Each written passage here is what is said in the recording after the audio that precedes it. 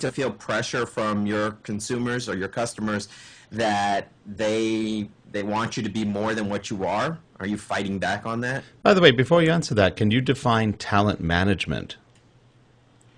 So talent management's more your HR Yeah. HR software. So um, we do find that we get the question a little bit. I think we actually had that asked more often of us, probably a year ago. Were we looking at integrating with any kind of talent management system? So Rick, that's basically so that you can run all of your staffing needs through one system, when you from the minute you bring on a new employee, all the way through the hiring process to putting them out to do the introductory training that they need to do to come on board at an organization. So it's interesting because a lot of the vendors like the PeopleSofts and the SAPs offer kind of so-so learning management systems. I know a lot of customers who use them. I don't know one that likes them. So you've got they're selling the allure of having an integrated system that goes into your HR system, but they're not really selling you on the functionality of the LMS. They're selling you on allure. And then when you actually get it, there's no reporting, there's no capabilities. That you're paying a lot or maybe not that much for it, but you're not getting that much for those kind of systems that do the quote-unquote talent management. Now, to me, talent management is something totally different. I guess you don't want to call it. It's a cute way of saying resource management or human resource management. But talent management, we're in Hollywood. We're not too far from the Hollywood area. To us, talent management means you're finding resources to act in a video, a play, or whatever else. So it's just an interesting kind of aside. That's probably something that's more akin to what we do out here. yeah. But I think it's an interesting misnomer of how we manage people through an LMS. I'm not sure that's the appropriate place to put it. It's definitely a trend. Is it a good trend? I don't know. Terrence, what do you think? Well, Rick, I have to apologize. I was actually managing our Twitter stream here, so you'll have to default that over to Nicole because I didn't hear your question. Yeah, I hear what you're saying, Rick. The talent management thing and the Hollywood connection there. I've never really thought about that, but that you're right. It does sound like a cute way of saying, well, like I said, it's an HR system. It's human resource management. Whether it's necessary to have the two to be integrated with an HR/talent management product, I don't think so. I mean, if your talent management software is your core product, then you can use we expose our API, so you could use our API to integrate in that way.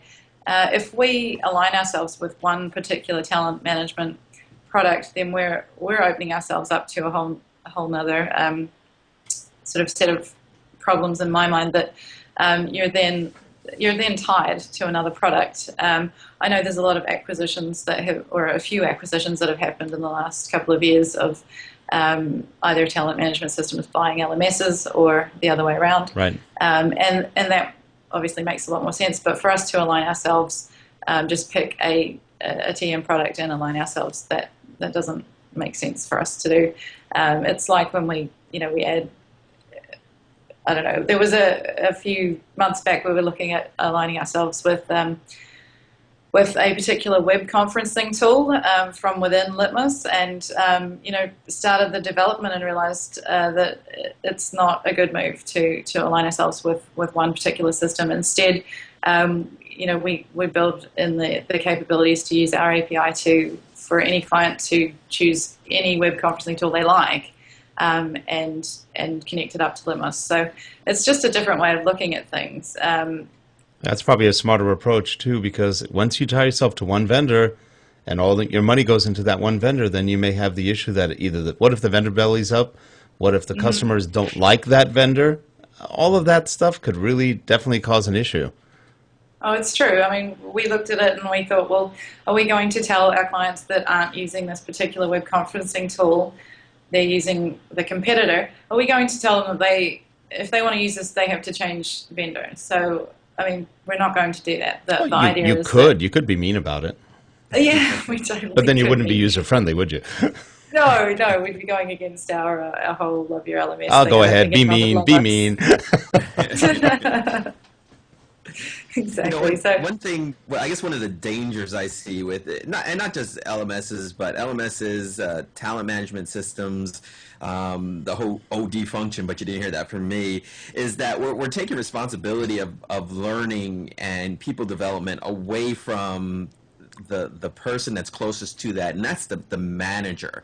And I find that as these tools are being developed, more and more of them are catered to the high level organization and not catered to the person that needs it the most, and that's the manager. So I guess my call to arms is for all LMS vendors and all talent management system vendors to start focusing on the learner and the manager, and making it a more user-friendly tool for them so that it doesn't take away accountability from the manager, but gives them something that's usable, that they could actually help with the learning process for their employees. I need to So keep a sword handy for your call to arms all the time, so these are good. yeah, right. We need soapbox music, so when I get on my soapbox, we can play some music in the background. That's right. it's some kind of Star Wars introduction. There's a little bit of music for you. But I'm already off. I'm off my soapbox. I just thought I'd throw that out there. It looks like Adam's saying most companies configure the LMS to serve the training groups, not the learners. I would agree with you 100%, Adam, in that.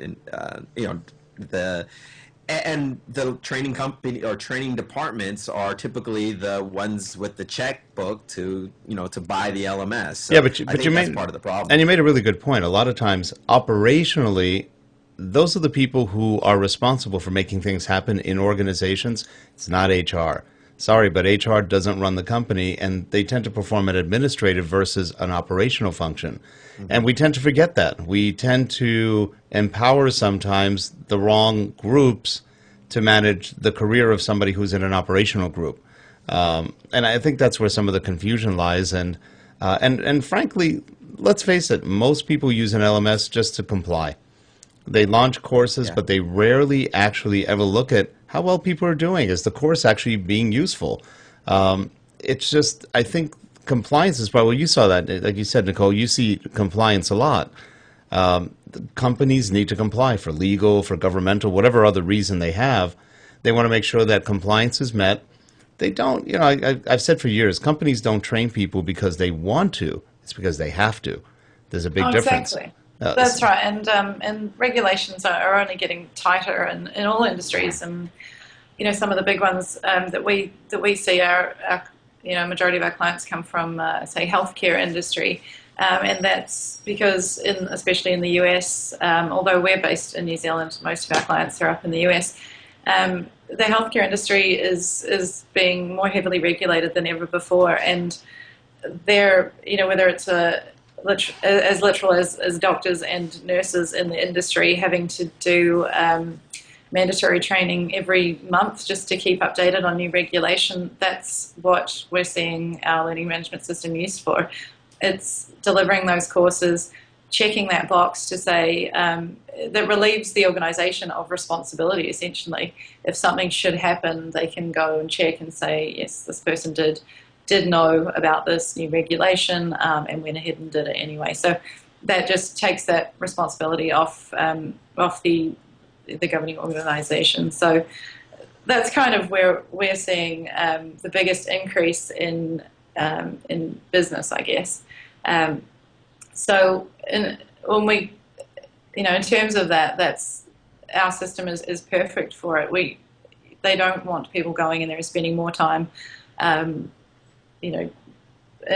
the social terms, they don't need those social features. They don't need the chat rooms or the forums or anything like that. They're just looking at people going into a really secure system and completing that training. So I think that's one of the most useful things about the learning management system at the moment. Of course, there's new products coming out that are social learning management systems, I think they're called. So they can cover off the needs of the organisations that actually do want to put those serious professional development courses out there and get those discussion rooms going and the wikis and everything else. But for now, that our compliance is our focus. That sounds good. And with that, we're going to have to wrap up this show. We've gone about 40 minutes so far. Terrence, any last-minute comments from the chat room? No, just a lot of agreement. So it sounds like we hit a topic today, or at least had a guest today in Nicole, who resonated positively with the chat room group. So which doesn't surprise me, having known Nicole for a couple of years now. Adamant professional, definite subject matter expert. If you catch her at a conference, be sure to walk up to her and tell her you heard her on eLearnChat, or more importantly, follow her on Twitter. She's at Schnicker, SCHNICKER, which I'll let her, when you meet her, she can tell you the story of why she has a name like that on Twitter. and actually, I don't think it was that exciting, or controversial a name, but I know that was one of my first questions to you, is why not Nicole and why Schnicker? What does that mean? So, well, I'll leave the mystery there, so that that's right, for another show. Get a conference they can ask. And next week we have Kareen Oberich from Tandem Learning talking to us about augmented reality gaming. So that will be another fun and exciting show, our 12th show. That sounds great. Well, for everybody in the chat room, thank you so much for participating and being there. For everybody else live who's not in the chat room, thanks for watching. We will have this up on our Podbean podcast at elearnchat.podbean.com in the next day or so. And